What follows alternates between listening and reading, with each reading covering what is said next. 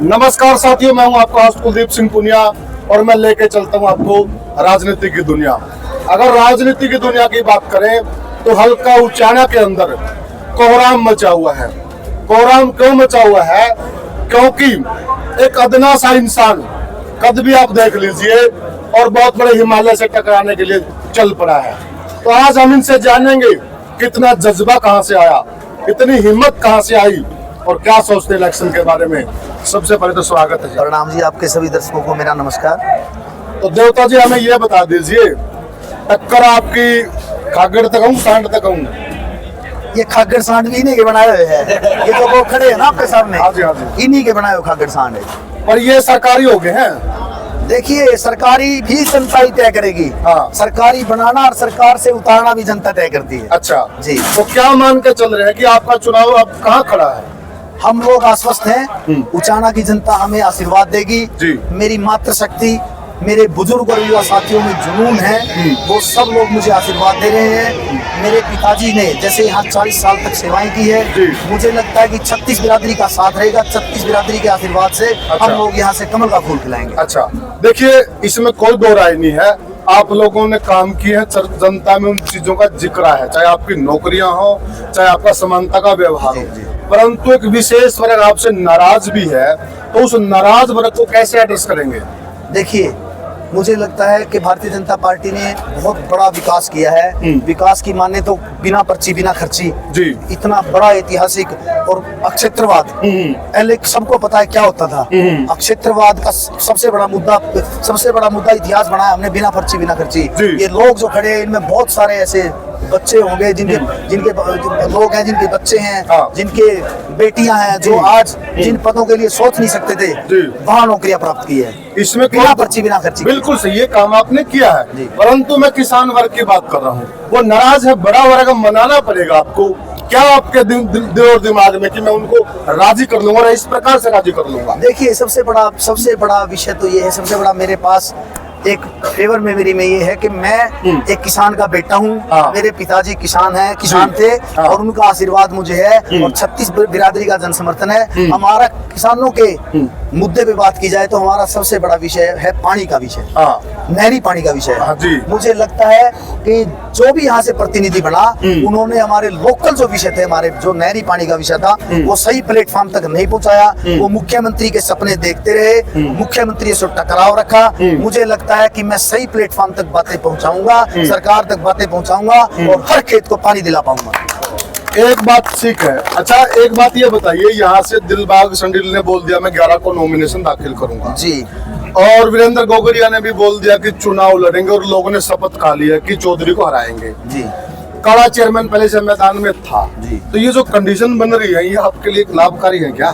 देखिए, भारतीय जनता पार्टी का मैं छोटा सा सिपाही हूँ, मैं एक आम आदमी हूँ और आम आदमी को मुझे मौका दिया है। मैं इस विषय पे सब लोग जानते हैं, मैं सिर्फ ये बोल सकता हूँ कि इस परिवार ने सबको खाया है, कोई नहीं आगे आने दिया। मैं तो जनता से अपील करता हूँ कि इन राजघरानों से पीछा छुटवाएं, भारतीय जनता पार्टी का साथ दे, अपने बेटे को, अपने भाई को जन समर्थन के साथ। अब आज आपने देखा जन सैलाब, बदलाव की आगाज है, बदलाव चाहते हैं लोग और मुझे लगता है कि हम लोग कमल का फूल खिलाने जा रहे हैं।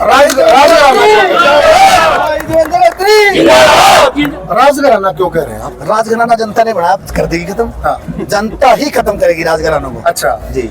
अच्छा, एक बात और बताइए, आप सुनने में ये आता है कि ये शौकन है ना, ये पसले दिन पलट जागर है कि मैं फड़का तो नहीं है? कोई फड़का नहीं जी। मैंने इलेक्शन नहीं लड़े, लेकिन मैं लगभग 5 इलेक्शन लड़वा भी चुका हूँ। अच्छा। चुनाव नहीं लड़ा तो कोई बात नहीं।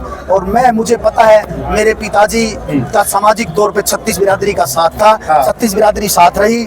उनके आशीर्वाद से और जनता जनार्दन के आशीर्वाद से हम लोग यहाँ से कमल का फूल खिलाएंगे। बताइए, पसले दिन जो कोई भाई गेट दो, ऐसी कोई बात नहीं चलेगी। आप देखना, 36 बिरादरी का साथ मिलेगा। सीएम भी यहाँ से चुनाव लड़ रहे हैं। इसके ऊपर क्या कहना चाहेंगे? बिल्कुल, देखिए आप सबके बीच में है, सब लोग जानते हैं कि यहाँ से मैं तो पहले बोल चुका हूँ, मैं सबके बारे में बोला है कि जो यहाँ से जनप्रतिनिधि बन के गए हैं उन्होंने सही प्लेटफॉर्म तक बातें नहीं पहुंचाई, वो जनता के बीच नहीं आ पाए, लोगों की समस्याएं नहीं सुन पाए, इस वजह से आज ये हालात है। वो भी राजघराने में आगे होंगे ना दुष्यंत भी। देखिए सबको पता है कि 50 साल से राजघराना किसने बनाया? राजघराना बनाने वाले लोग हैं, यही लोग हैं, ये तोड़ेंगे।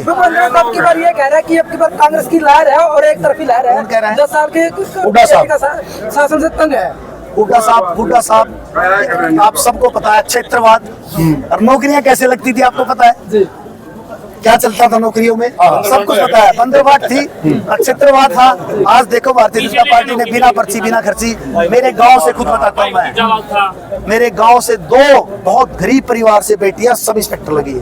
कोई सोच सकता था ऐसी बातें? आप लोग इनसे पूछिए, जिनके बेटे, जिनकी बच्चियां, जिनकी हमारी बहनें, हमारी बेटियां लगी है, जो पद करोड़ों में बिकते थे, आज वो देखिए मेरिट बेस पे फ्री में दे। टक्कर किस जगह मानव देवता दिया? देखिए ये सब लोग बताएंगे।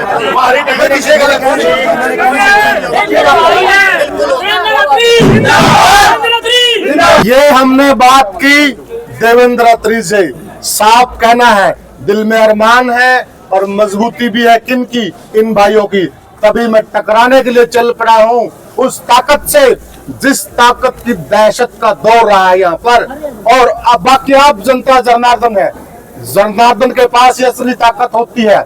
आप तय कर लीजिए किसको आप यहाँ की सत्ता सौंपना चाहते हैं, देवेंद्र अत्री को या फिर राजघराने को? बोलूंगा एक बार, ये सत्ता शब्द हटाइए यहाँ से। अच्छा, सेवा। जैसे नरेंद्र मोदी जी, माननीय नरेंद्र मोदी जी, और जैसे श्रीमान नायब सैनी जी, और ऐसे उनका बेटा, उनका सिपाही जो यहाँ बन के आया, जो यहाँ पे आया सेवा करने में, जन सेवक और जन सेवा। भूपेंद्र उठाव ये भी आपकी खुद की सीट पर बचा सकता।